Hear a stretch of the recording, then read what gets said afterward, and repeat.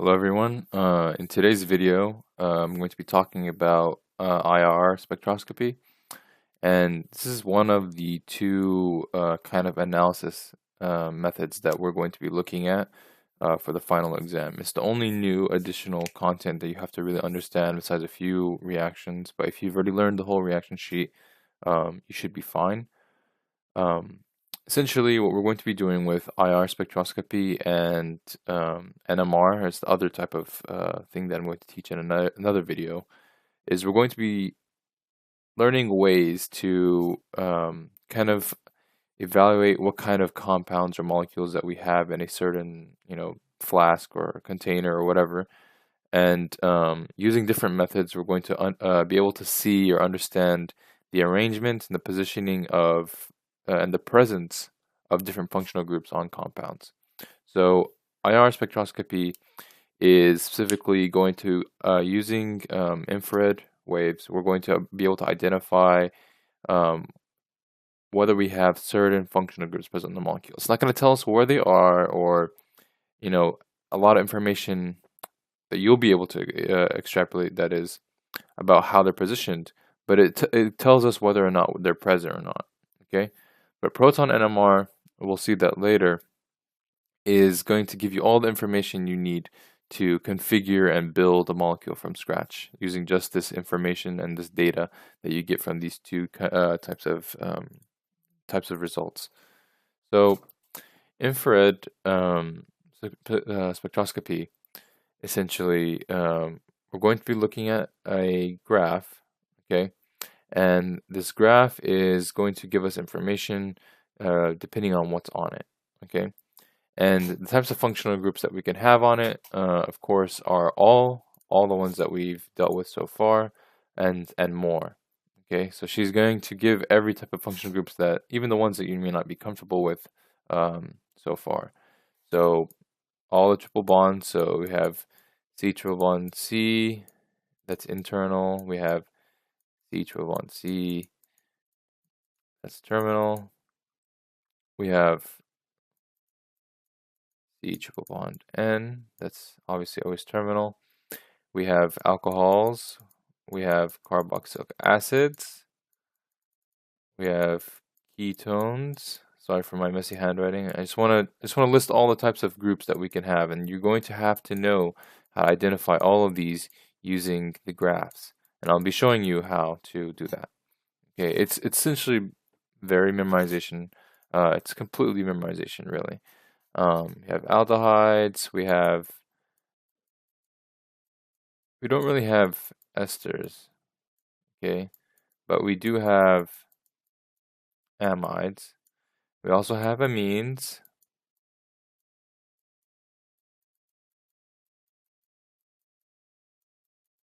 Okay, this X just signifies whether I have fully saturated nitrogen or if it has R groups on it. It can be a combination, okay? Let's see, am I missing anything? Of course I'm missing things. I'm missing the R double bond R. Okay, so alkenes, and we have regular chains, whatever. And you have every type of functional group, and we're going to have to identify, based on what's in the graph, the different types that are there. And usually, every graph, a graph can have many things, of course, but usually for one part of the test, she keeps it for one functional group, really, that she's trying to make you identify specifically. And we'll look at some examples after I finish giving all the examples so that you can write them down. So let's, first things first, let's kind of take a look at what these graphs can possibly look like. So I'm going to use the book. Well, this is from the worksheets. Okay. I'll look at this later, but this is essentially what it looks like. It's a graph. We have a wave number on the bottom that corresponds to the wavelength, right? Wave number. And then over here we have the transmittance. Okay.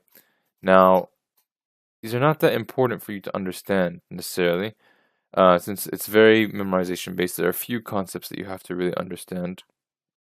But essentially, infrared IR spectroscopy is essentially sending out these energy at these molecules and we're seeing how the bonds stretch. So I think the book even gives it like this and explains it this way, I believe. So it's kind of like a spring. And so we're sending energy into these bonds that are kind of like springs. They're flexible. They have some sort of spring behavior to them. They can shrink and compress and stretch, but they will always go back to an equilibrium, right? This equilibrium bond length, and we're getting data from this after we're sending energy and observing this kind of movement and response. Okay, and every type of functional group has a different chemistry, of course, right? Otherwise, they wouldn't be different functional groups. So we're going to be looking at these, sending energy through IR, right, infrared, and then we're going to observe the waves that are produced as a result. Okay, and everything has its own distinct waves and what corresponds to it. Now, enough of my complicated, not even that in depth what I'm explaining, but really it's just memorization and identifying it properly. So let's start doing that. Um, so I'm going to go first, since you've seen how it looks. Now I'm going to go, let me pause for a second.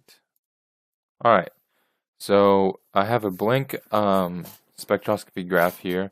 It has things on it, of course, but there's no markings.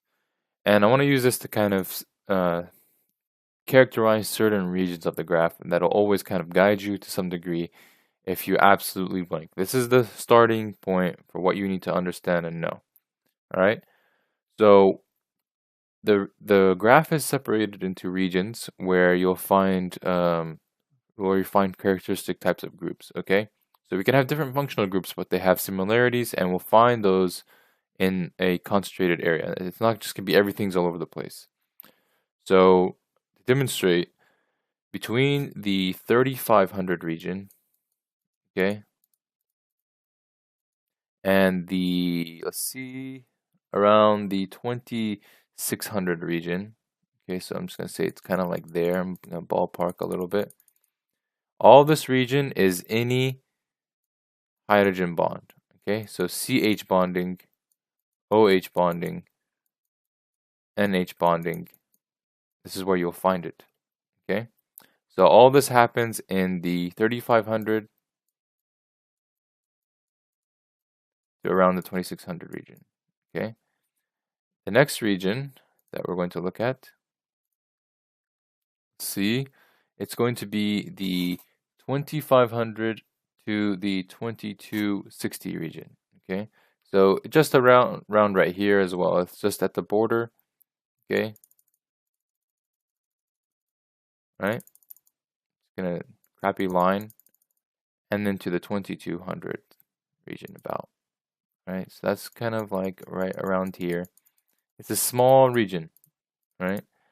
And over here, this is where we're going to find our triple bonds.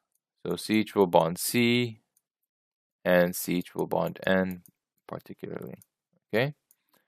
And the last and final region that we care about is going to be the 1650 region, 1650, all the way to the about, let's see, almost 1800 region. So it's also another small region, okay? And here we're going to find our double bond structures, so carbonyls and double bonds, all right? And then everything that's after this, all this area is called the fingerprint region. And over here is complex readings. It's kind of like static, and it gives more information about how things are arranged. And it'll give you more specific information that you really won't be responsible for understanding and knowing at this point. So I'm just going to shade these in a bit. Okay.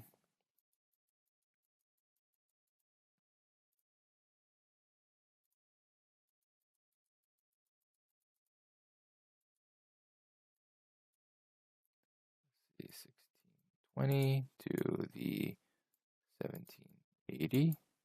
And then over here,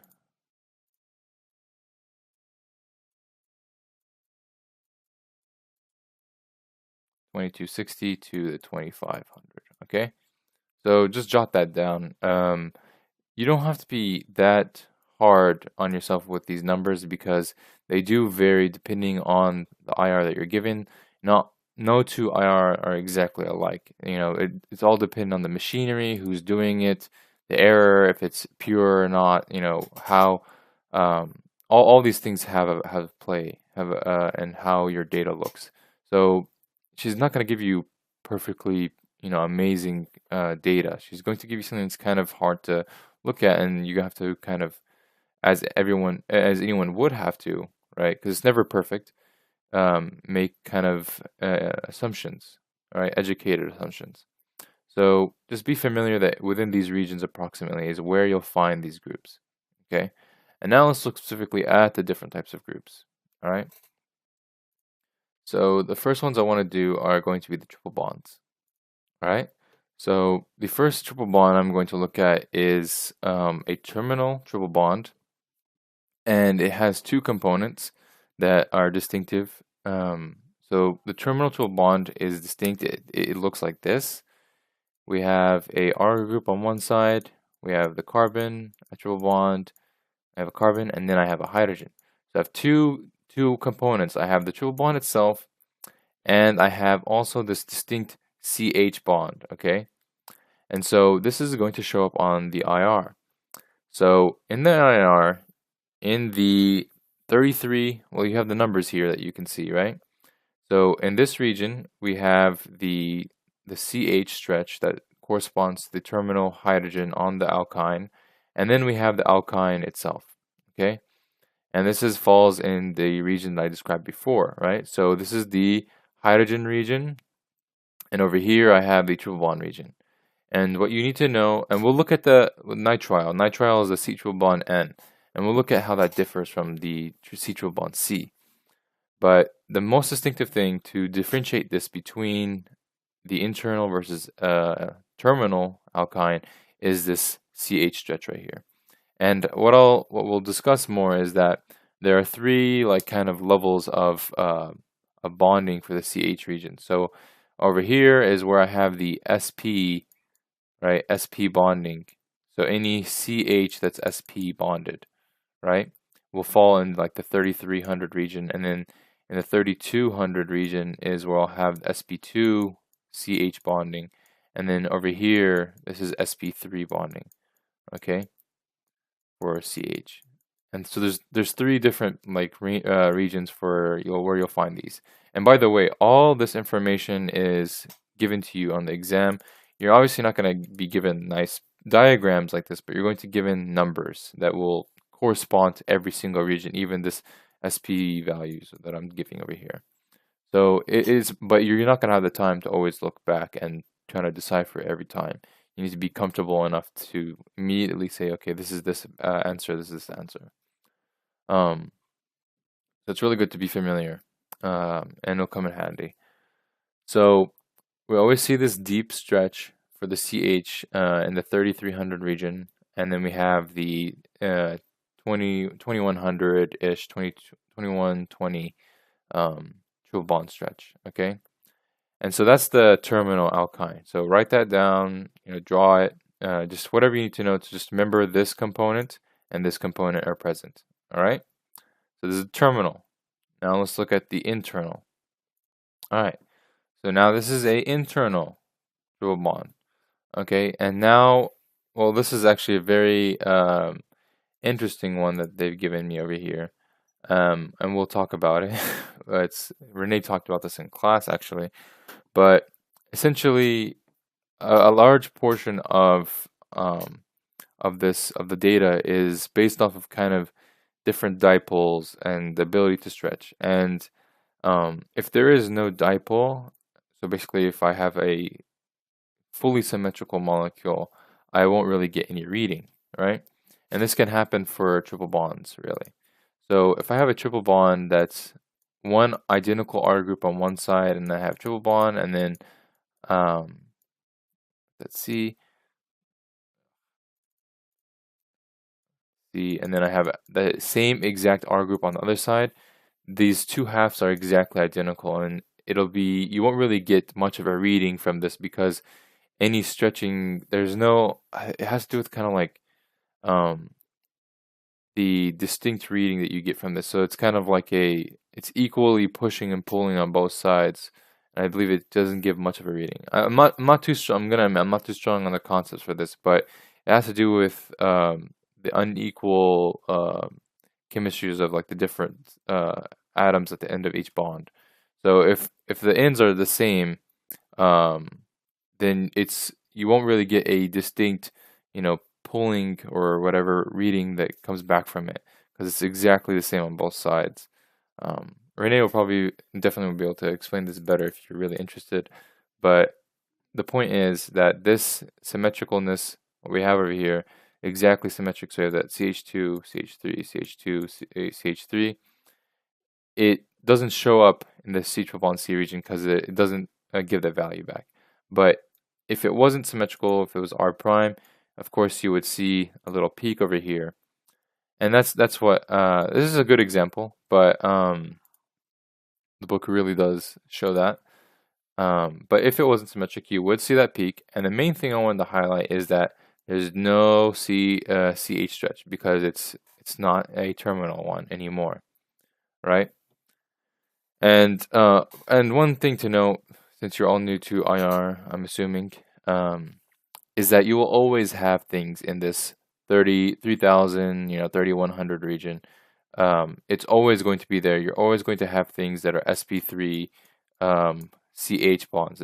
Almost every molecule has a carbon that's sp3 that has a hydrogen on it. Almost every molecule. It's very hard not to have this stretch here.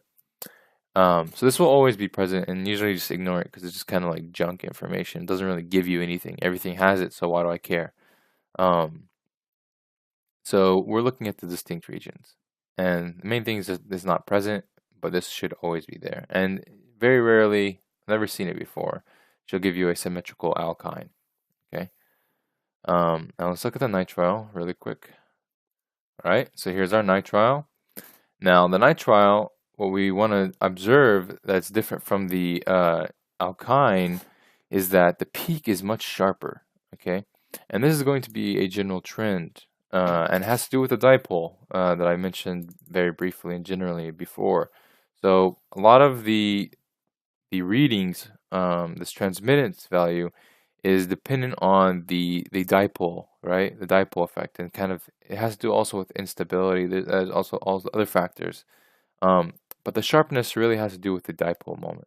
So the greater the dipole, right, the greater the sharpness. So you'll see things that, CO bonds are very sharp. CN bonds are sharp, right? But CC bonds, they're not as sharp because there's just barely any dipole in between them, okay? So CN, it's much sharper. CO is always sharper. So whenever I'm comparing C double bond O to whether it's going to be a C double bond C, you will see later that this is very sharp and this is not very sharp at all. And the same trend falls to understand the difference between C triple bond C and C triple bond N. And C triple bond C is usually pretty, pretty shallow, okay? But this is decently sharp, okay? And it's a little bit higher too. A C triple bond C, if we go back very quickly, where are you? All right, 2119. See, so it's about 100 more. Okay, so this is 2249. Another one is 21119, and these values are given to you. But if this is not enough to indicate for you, the number also can help a bit. So this is a higher value in the wave number. Okay, so that should take care of nitriles and ultra bonds. Now, let's move on to the double bonds, okay? All right, so these are the two carbonyls that I want to look at. Let's see. All right, here we go. So, I have them both here, and we're going to just compare them. And I know I'm just taking this from the book, but it's a lot cleaner than anything that I would have drawn out or attempted to draw. So here I have a ketone, and over here I have an aldehyde, okay? Aldehyde, right? Ketone is aldehyde, let me do, since I'm drawing it here. Aldehyde is this, right? You should know this by now after the exam.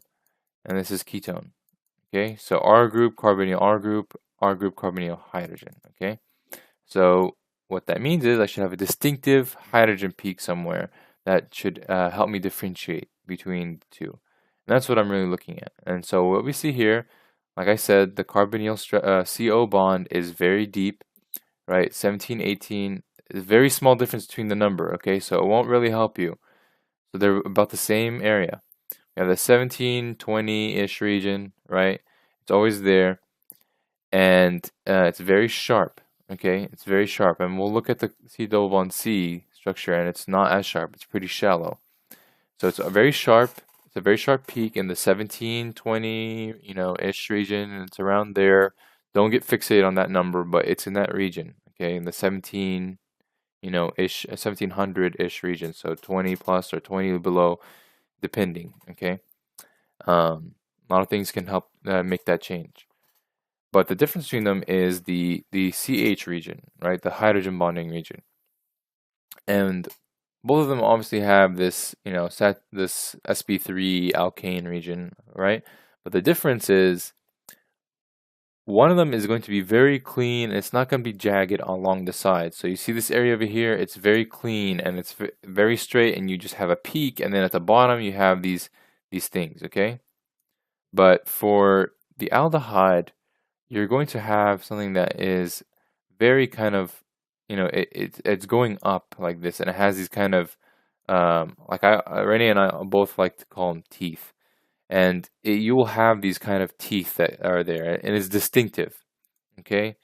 And so this is the difference between the two, and you'll have these two little peaks over here, right? That are there, and it's two of them. Right, and the book even gives the values for them, which might be irrelevant because it can shift a lot in the CH region sometimes depending on what you're given, but it's very clear to differentiate between the two, and it's either there or it's not. Okay, so not too bad. Just write this down and be able to, be familiar that look for this to distinguish between the two. Okay, now let's look at double bonds very quickly. All right, so I just superimposed, just put this over the bottom graph. This is the double bond right here. So just ignore all this stuff. And this is the double bond, so alkenes. Okay, and I kept the ketone on the top because it's the less complicated version of the carbonyl. But what you'll notice right away, and really this one is actually a lot sharper than most alkenes that I've seen. Usually it does not look this sharp. But here we have a C double bond C stretch in the 16, so it's much lower. That's the first thing, 1642 region, and it's much shallower than the carbonyl stretch. And it might not seem that much shallower, but on the exams and usually in all the practice, it's never this sharp. Okay, usually it's kind of like around here even, right? And so it's a very small type of peak. It shouldn't be. It should be pretty easy to identify. Right, and of course what corresponds to it we have in the, right, so in the 3100 region, so in the 3000-ish region, that's where you have sp3, in case I misspoke earlier.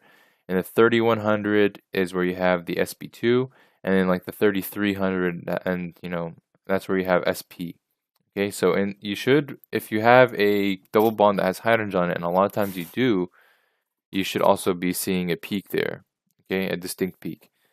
But usually you don't. That's not going to be very important for any of the parts of the exam to be able to identify these. It's helpful to see, but it won't be that important. But the main thing is just to identify that this is a lot shallower, and this is 1642. It's about 100 wavelength lower, and that's the main difference between the double bond, the alkenes, and the carbonyl.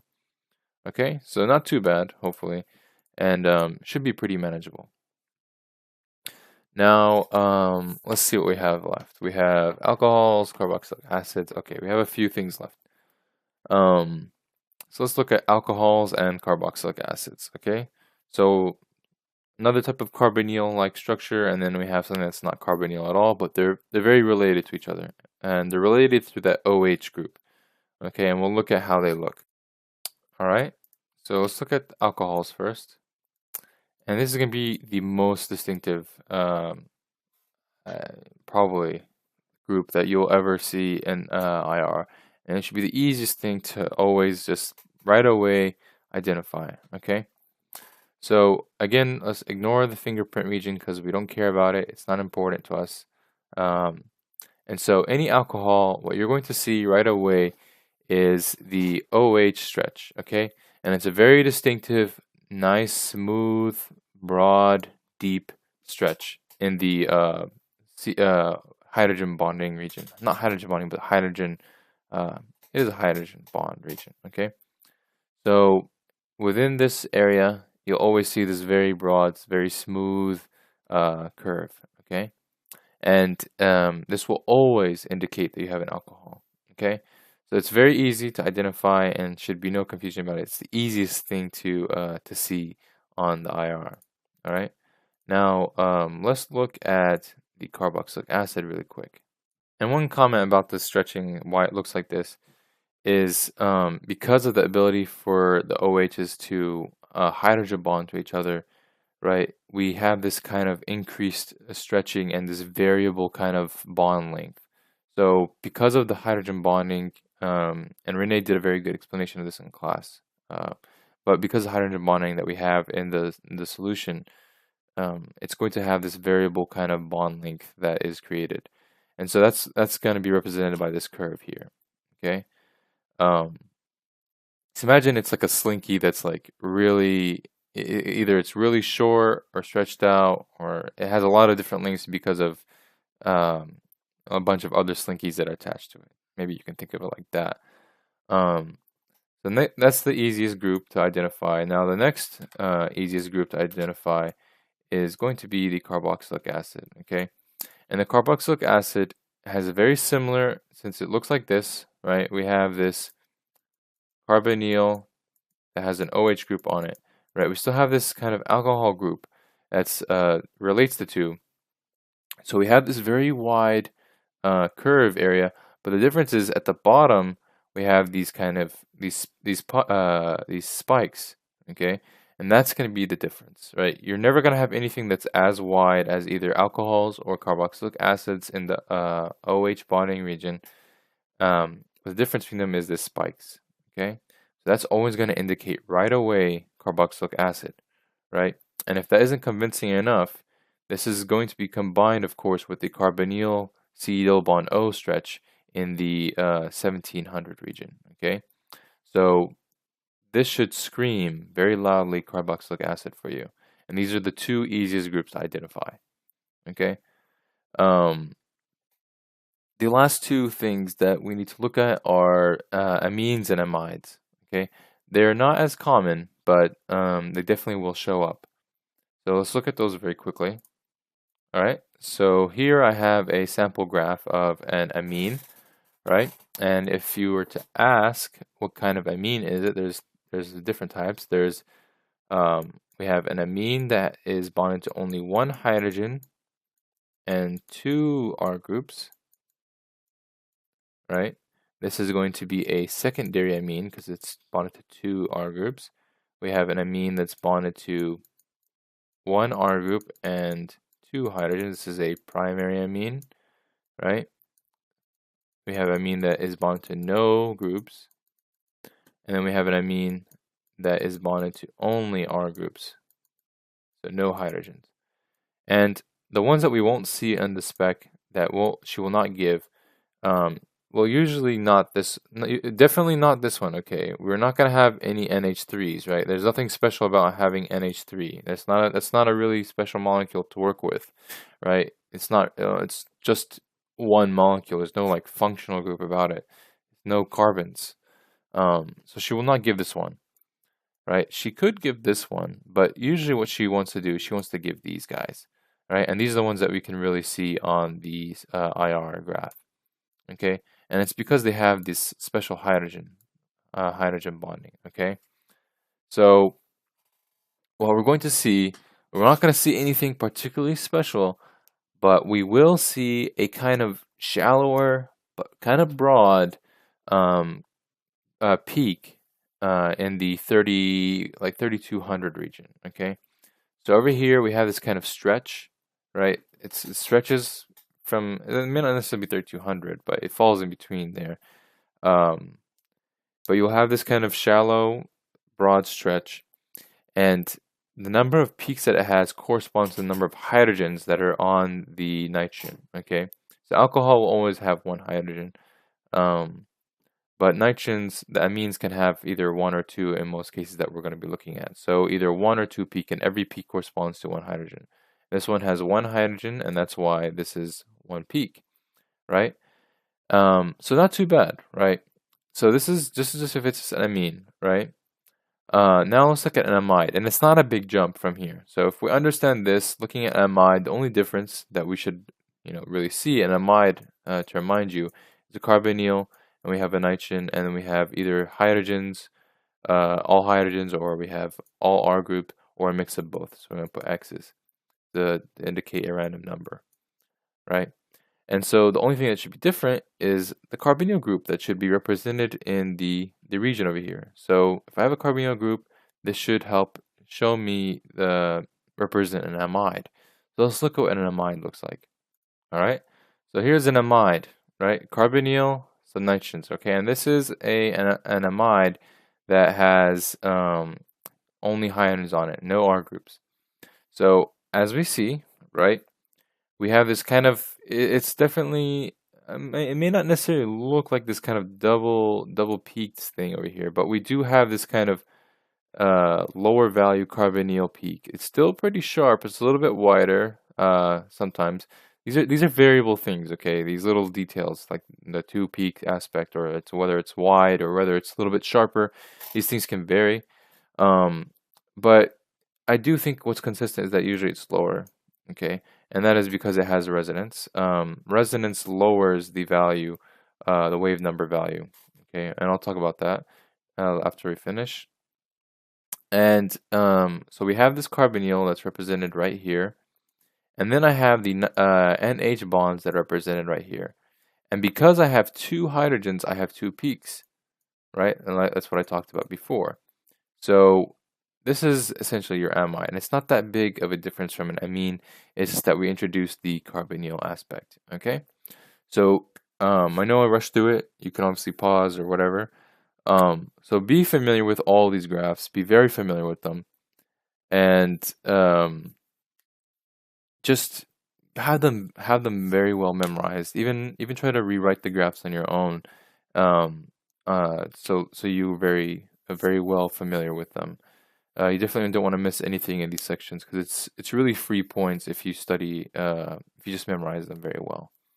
Okay, now a few concepts to give, and we'll discuss this more as I do more videos. But one thing about IR and the values that you get, one thing you need to know is the greater the instability, the greater the wave number value that we get. Okay. Right. So the greater the stability, the lower the wave number. Okay. But the lower the stability, or the higher the energy, the higher the wave number is. Okay. So just remember that. And two things that can that you need to be aware of is resonance. Obviously, we always right. This is a conjugated system. It has resonance.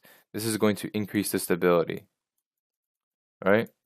This is one thing that we know will increase stability, and it will lower the number, right? And then something else on the opposite side, if I have a lot of ring strain, so if I have something that's like this is going to decrease the stability, okay? And because the rings is very strained, it's not stable, it's not going to be, it's going to decrease my stability, and it's going to increase my wave number, okay? So these things can shift the wave number value depending on how they make the molecule more stable or less stable. Okay, so that's just something to be aware of for the future concept questions. All right, we can do some examples just to to hit it home a bit. Um, this is more for uh, NMR, but let's look at some examples. Okay. Um, let's see. Let me just copy and paste. All right, so this is one that you're not familiar with. We did not do this in class today. So I'm just going to be doing a new one. And sorry I'm taking away from your practice a bit, but it's probably more beneficial if you see me work through it. You'll have tons of practice in the old exams to do as much of this as possible. Okay, so let's see. This is going to be a type of problem that's going to be on the exam. You're going to have three problems. You're going to have two um, individual prompts for each of the types of data collection. So you're going to have one IR problem that's exactly like this. You're going to have one NMR problem we haven't done it yet. And then we're going to have a combined problem where they give you both the IR and the NMR.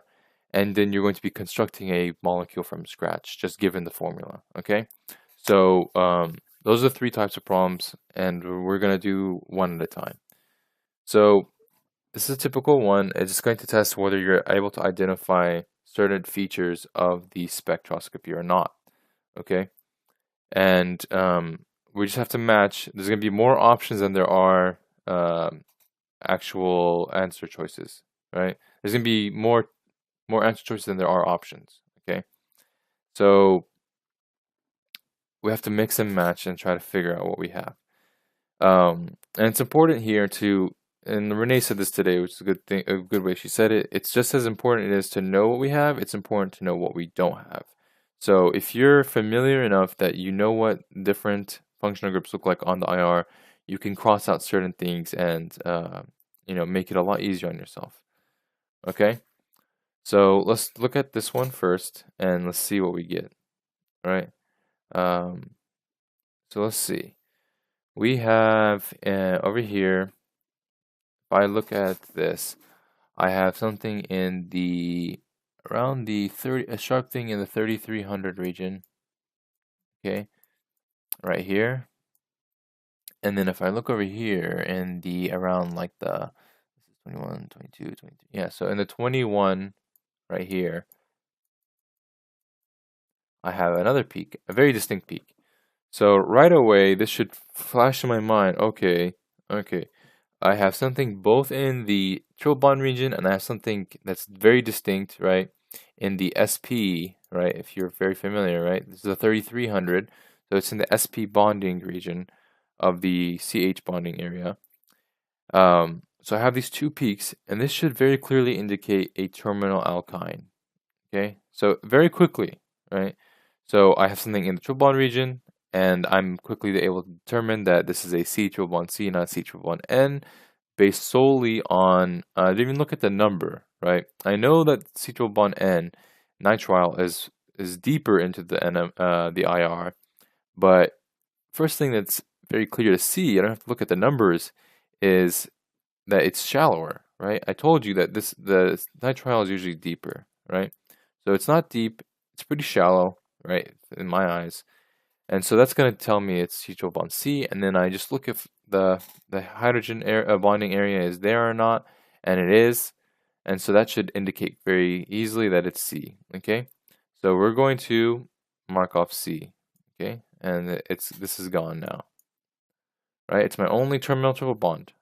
So each one of these molecules is something that's distinct, and it'll help us figure out what to put. Okay, every single one of them is distinct functionally. All right. Let's look at the next one. This should be an easy cake one, right? So these are easier. It should be very easy. So what we see right away, the 3000 area, is that I have this very broad, very clean, deep stretch, right? And we all know what that should be. That should be alcohol, right? It should always scream alcohols to you.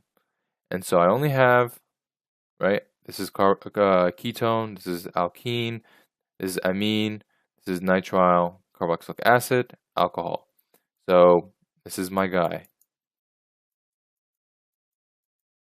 E. Right, let's keep going. Now, let's see what we have over here. So over here I have something in the 21, 22, around like the 2250 area.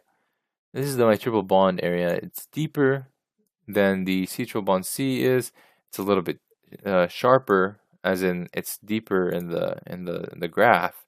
And so I'm really leaning towards this, and I don't really have any other triple bonds, so I think I'm going to be right about saying this is the nitrile. Okay, and I don't have anything over here. I don't have anything over here. This is all the fingerprint region. This is all the fingerprint region over here. Fingerprint. This is all fingerprint. Fingerprint. Right? Fingerprint is the trash region. I don't care about you. Trash, trash, trash, and trash. Okay, so some good stuff right there. So this is G. Okay, so this is my nitrile. I only have one of those. Now I have 4 options left, and I have 2 more things to fill in. And this one should be extremely easy, right? So I have the broad, deep stretch, but at the bottom I have these sharp edges, sharp peaks, and so that should indicate right away I have a carboxylic acid, and I only have one of those, so that means this is D. Okay, D. Right? Now my very last one. All right. So the last one, I have to have a choice between ketone. This is ketone, alkene, and amine. Now, first thing that I see right away is that I see this 1700 very sharp, deep peak, and this should always yield to you carbonyl. So this is definitely the carbonyl, right? Do I have anything that's not a carb? Do I have any other carbonyls? Do I have like aldehyde? Do I have other things? No, I have, my choices are amine, alkene, and carbonyl. And so this is definitely B. Just by the fact that 1700, it's very sharp, very deep, cannot be the alkene. Alkene would not be that sharp and not that deep. And this would not even have anything in this region. I would have things in this region. I would have 2 little thingies right there. Okay? So very easy. This is probably an easier one, but it's a good kind of run of the logic and the approach, right? You're just looking for what's there, what's not, and just crossing out what we get. And so there we go. So that's an example problem. I wish you the best of luck. It's just practice. You may have to do a lot of practice this. Make sure you do every single year's exam. You may not do every single exam for practice, but make sure you do all the exams facts problems and all the exams IR and spectroscopy problems, okay, and NMR problems. They're extremely important and they're very quick to do, and you need to see as many examples as possible because they change a lot. It's not consistent. No 2 graphs look the same. They're not all accurate. She does, they do look weird sometimes, right? So the next video, probably tomorrow, I'll be posting NMR. All right, best of luck.